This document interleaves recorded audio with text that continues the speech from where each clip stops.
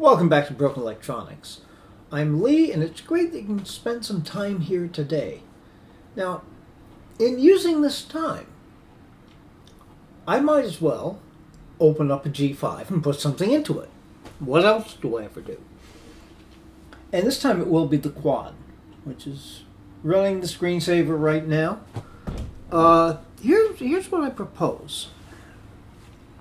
You may recall that when I did the upgrade video, I left one drive bay unfilled. Well, if you've come to know me at all, you'll know that I can't just leave it that way. I have to do something with that bay. So, I have here an SSD. It's a 1 terabyte SSD. A SATA 2, so it will be compatible with the SATA 1 interface in the G5, and an OWC adapter drive. Now, you can simply stick these things in. You know, the nice thing about SSDs, they don't weigh very much. You just put it in, plug it in, and don't worry about it. But, you know, I like to do it right. So this is will allow for the installation of the 2.5-inch SSD into a bay intended for a 3.5-inch hard drive. And they send screws along with it and some directions, which, of course, I've done this before, so I don't think we really need that. So that'll bring up the storage on the machine to 3 terabytes. Now, do I really need 3 terabytes of storage on that machine? Well, not exactly, but I have some ideas of what I'm going to try to do once I have that extra space. And, you know, we should be able to find out what that is in the course of this video as well. So, if I've now teased this enough and you're feeling curious enough about it, please stay tuned. Well, this is about as easy an upgrade as you can do to one of these machines. Here we have the SSD screwed in at the bottom with its screws that came with it. Now, I found this machine came with the 4 extra screws needed to mount another drive. I had to use 3 of those in getting 2 drives into the 2.3 gigahertz dual core. But fortunately, I've got screws that will accomplish this job perfectly well. All right, so we just, slide the drive in. There it goes.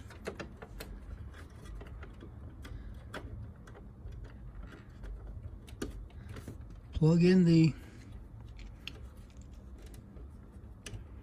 sorry about that. 2 SATA cables are all plugged in.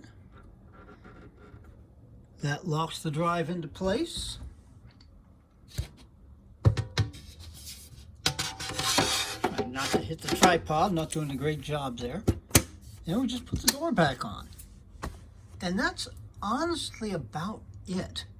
All of the other things that I've been doing with G5s, you know, which have involved pulling out the optical drive, you know, putting in splitter cables, even just simply plugging in the PCIe cards, got to be very, very awkward, largely because of the amount of space that you've got to accomplish all those things.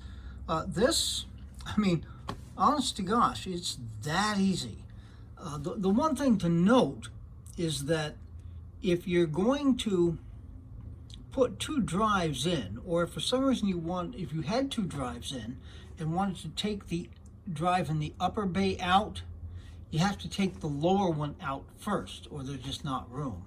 But no big deal, because they go in that easily, they plug that easily. You can't ask for a whole lot more. Well, now I'm going to boot the machine up. We'll see if Screenium behaves itself as we look at what's going on here. So, please stay tuned. Well, Screenium did not behave itself. It did its trick of zipping away with rapid fire video, leaving nothing. Uh, so I'll try to catch you up. When I fired it up, the first thing we were greeted with was, of course, this disk was unreadable by this computer dialog. I clicked initialize, and that opened up disk utility, which we'll have a shot at going to now.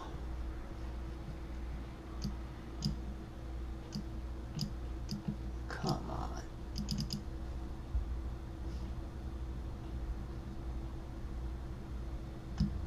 And then found the new disk, which is up here, which I then, did in fact erase and gave it the name of Phoenix with an FIE at the beginning.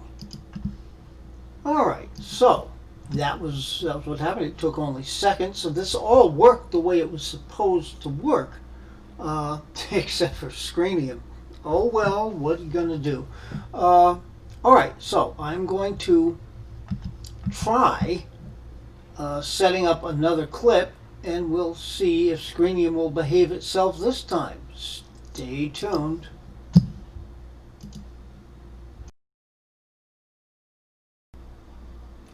Well, I will say that I value having Screenium. It's nice to not have to fuss with trying to record the screen with the camera.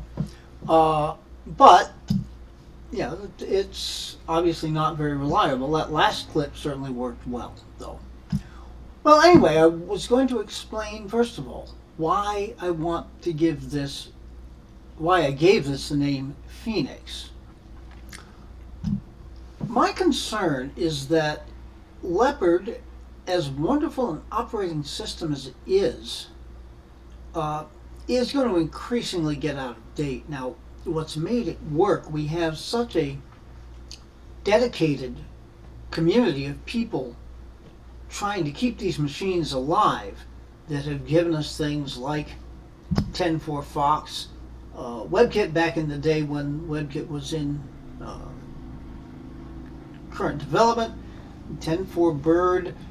These things make this operating system possible. I'm concerned about things like WebKit since it hasn't been under active development for a while now. This ability that it gives us to watch YouTube videos is going to start to slip away. We have iTunes working well. At what point will Apple reach a point where they make changes and break this version of iTunes? I really don't know. So, as an experiment, I mean, I'm far from giving up on Leopard yet. I love using it. It's a great operating system. But, all right. It's been suggested several times by people that I install some variety or other of Linux on the machine. Now, my concern about installing Linux is very simply, Linux distributions are one by one dropping support for PowerPC. So you're really going to then end up with what will eventually be as much of a dead end as Leopard is. Now, I have found this one operating system, the Phoenix operating system, and if you go to this phoenixppc.blogspot.com, the cool thing about this is it's a version of Linux that is intended specifically for PowerPC, and that's very cool. Now you go to Linux, go to download Phoenix here. You've got various choices for modern computers that actually use PowerPC architecture, and then open firmware, which will let you do a variety of Apple versions for Power Mac 7,2, Apple Power Mac G5 7,3 to 11,2. This is an 11,2. That's the last update of the Power Mac that Apple ever released, and also a version, I think it's actually the same version for the iMac G5. So I have actually already downloaded that over here. Now, prior to doing that, I need to get rid of this SSD. That was originally the Snow Leopard partition, and somehow in the process of doing things, I'm kind of suspecting the graphics card has broken Snow Leopard, which quite honestly was more of a very fun curiosity anyway. Now, in order to do that, I'm going to have to move the Leopard installation somewhere, maybe onto this drive, since it'll be a while before I actually install Phoenix. And move the big thing that's on this data SSD partition is my iTunes library. We'll have to temporarily move that as well, and then reformat this drive, then clone it all back again. Isn't that amazing? So I think we'll get to that, and I will do that off camera, because do that, off video, because trying to do that within the problems that Screenium can pose is not going to work. So please stay tuned. You're trying to do these things with Screenium. It's like taking a big chance. Is it going to work? Is it not going to work? All right, now it occurred to me, I've got to move the iTunes library temporarily from the internal SATA attached SSD. I had thought at first I would put it here on the FireWire SSD, but it occurs to me we can actually both test eSATA and probably get this done more quickly by putting it onto the external eSATA drive, which all it has on it right now is two of the clips that I've already recorded. So I've got the timer ready. Here we go. This is 166 gigabytes.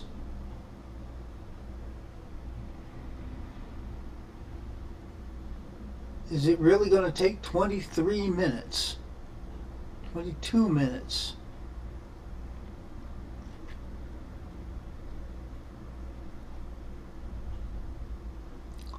Well, I suppose that's understandable. Okay, well, obviously I'm not going to try to do a 22-minute clip while you sit here and watch this, but I'll try to give you a report on how this goes. So, therefore, please stay tuned. Well, leg one of this process is done. The final tally on that 166.67 gigabyte copy was 22 minutes and 5 seconds. And actually not that bad, and you consider I'm about to clone the Leopard SSD, Leopard installation, onto this new Phoenix drive. That will take much longer than that. So might as well get started.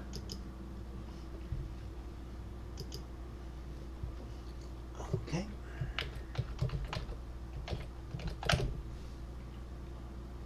And Carbon Cloner will keep track of the time for me, so I won't need to keep the running stopwatch on this.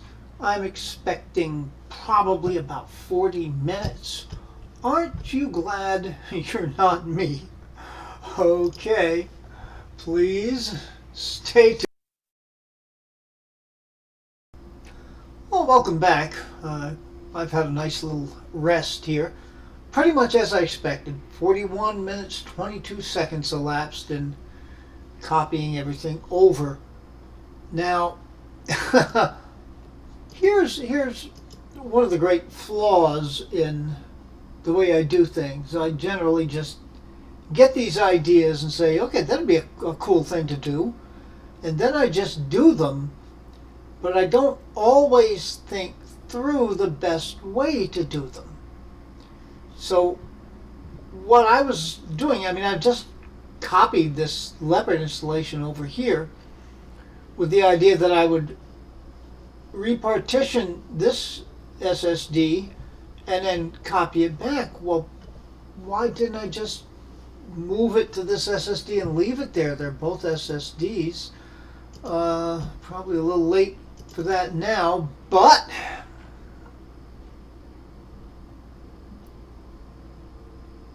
let's see here. Partition. 2 partitions. Yeah, because what this is going to do, of course, is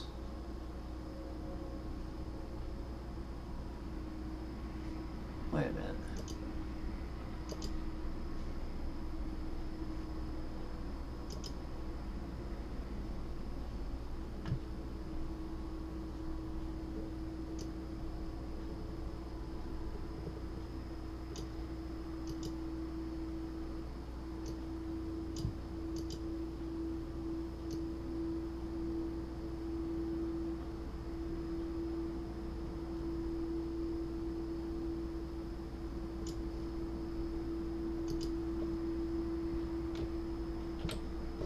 Okay, and we're just going to call this data. All right, and yeah, that's not what I had in mind.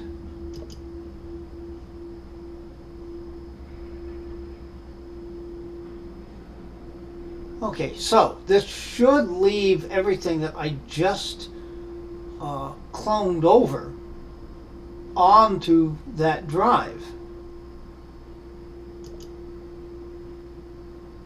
We can hope anyway. That would be nice. Save me a little bit of time.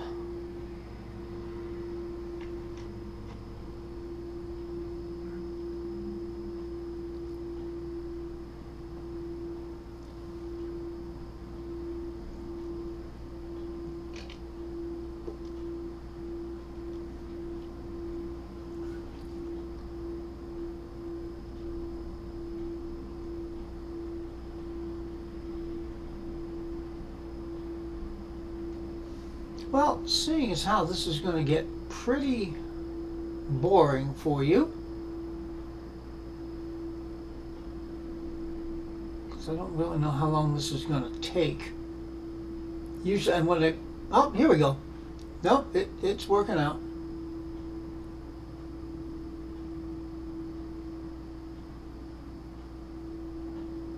And we remount the drives. Okay, we've got Phoenix and data.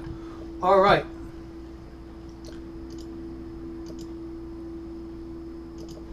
Now, we got to take a look here in startup disk. And yeah, it's giving that as an option. So what we'll have to do now is reboot into Leopard, which will be this exact installation of Leopard, on the Phoenix drive. That should work. So obviously I can't keep screen recording this, so please stay tuned. Okay, we're back and we're now booted into the newly installed SSD. I have done some renaming, so Leopard SSD is the OS partition on the new drive, and Data SSD is the data partition again on the new drive. The 2 FireWire drives with the Tiger installation and the data on the FireWire, which I installed a video or so ago. I lose track now. Then renaming, but these were the 3 original ones. We had been booted into Leopard on the old SSD. Everything seems to be working fine. I've done a little bit of testing to make sure things are working in this, because I will then need to go in and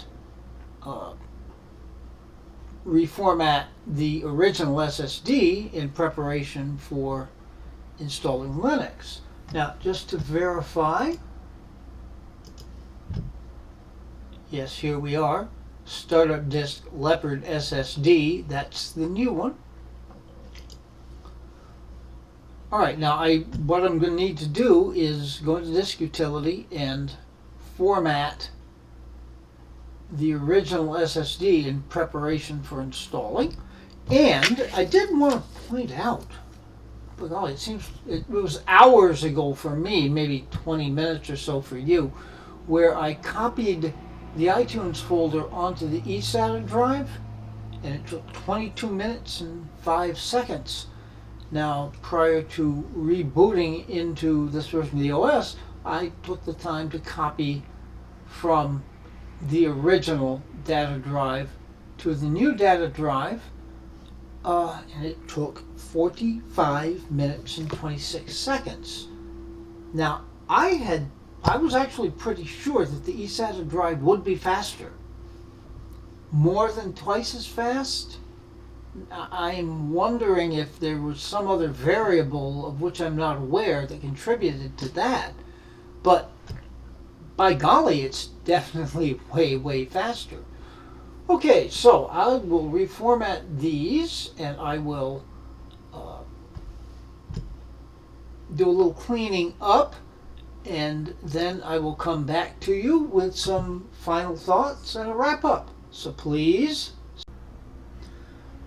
Okay, well, let me cover the things that I have done while you've been resting, I'm sure, or waiting that split second. I've reorganized drives a little bit. I've done my nice little custom icon thing. We have 2 partitions on the new SSD. One's the boot partition for Leopard, and then a data partition, which at this point primarily has the iTunes library, which is pretty big. Then there's the Phoenix drive, which awaits further work. The FireWire drive with the Tiger installation and the data partition on that drive. This is the backup drive. And just for the heck of it, I mounted the network file server, so you know we're fully functional on the network here, which is really good. All right. So the next step will be going about installing Phoenix Linux on the Phoenix drive, and we'll get right to that probably in the next video, because I'm really tired. If you wonder about making these videos, of course I do individual clips, and most of what I do is off camera. I have been at this for 10.5 hours now. Some time off in there eating dinner, etc., and other things. But still, I'm tired. It's well past beer o'clock, and that tastes good, meaning it's time to rest. All right, so that's going to wrap it up for this video, of course. And I will say, be good to other people. They deserve it, and we need to make our world better. Be good to yourselves, because you especially deserve it, and enjoy the better world. And until we get there, take very good and careful care in these difficult times. We'll be right back with you. We've got some more G5 content coming up, and a bunch of other things as well. So until that time, this has been Broken Electronics.